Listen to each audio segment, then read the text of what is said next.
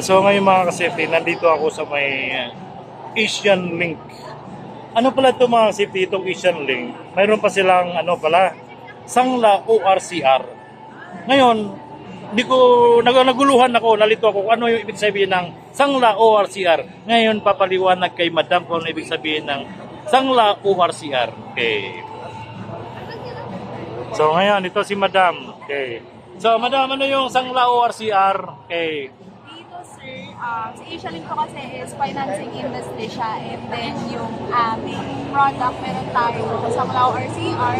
So dito naman, ang collateral na kinukuha natin is yung ORCR ni client. So hindi natin kinukuha direct yung unit nila. Yung unit. So para makapag-loan sila kay Asia Link, ORCR lang po, and yung requirements natin nasa likuran naman siya.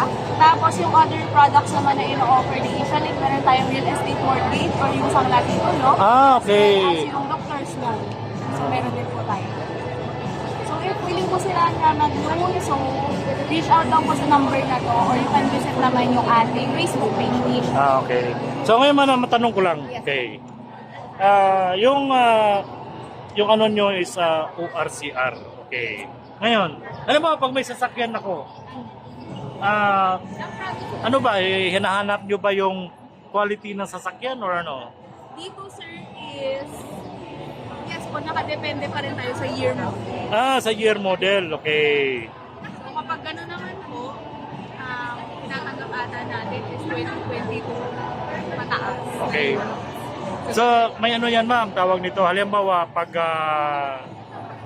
yung halaga ng sasakyan is 4 million, magkano namang ano niyan? Sangla ng ORCR? Dito sir, nakadepende kasi for approval. For approval. Okay. So ngayon mga safety, pag kayo ay nagdipit, alam nyo na. Alam nyo na ngayon, mahal yung gas at saka crudo. Isangla nyo na. Tingnan nyo. Ngayon mga safety, alam nyo, mahal na ang crudo ngayon sa gasolina. Kaya itong promo nila, ito yung Sangla ORCR. Okay. So ngayon, Silang bumisit sa direct sa branch po sa English. so ano ba dyan ma'am? Sinisi-I pa or ano? Okay. Sinisi-I pa. Okay. Mga ka-safety, kung sino man yung gusto magsangla ng ORCR, nationwide ito, di ba? Okay, nationwide. Mayroon ka sa Visayas, ma'am? Yes po. Saan sa Visayas? Around Visayas po, marami po tayong branches. Okay. Sa Visaya daw, marami silang branch. Sa Tacloban, sa Cebu. Yes po. Yan. Yan, mga followers ko, subscriber ko na kung kayo ay namahala na sa gasolina or crudo, ngayon, sangla nyo na yung ORCR. Okay. So, yung sangla ORCR, ma'am, may interest ba yan? Dito sir, meron po. Okay. Nakadepende siya kung ilang taon po iloloan. Okay. So, ngayon pala kasi please.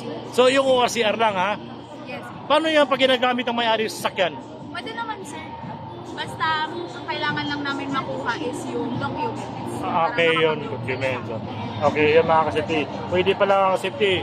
Kahit nakasangla yung sasakyan nyo, ay yung ORCR nyo, pwede kayo magmaneho. Okay. Paano yan pag nabangga? Uhulihin din pala. Pagka naman sir, may insurance tayo. Okay, pag nabangga daw pala may insurance. So, yun mga kasipti. Kailangan magsangla na kayo ng sasakyan ngayon, ORCR, kasi mahal yung gasolina. Okay. At saka crudo. Okay. So, yun lang po mga kasipti. Maraming salamat ma'am. Okay. Thank you. Okay. Thank you. Okay.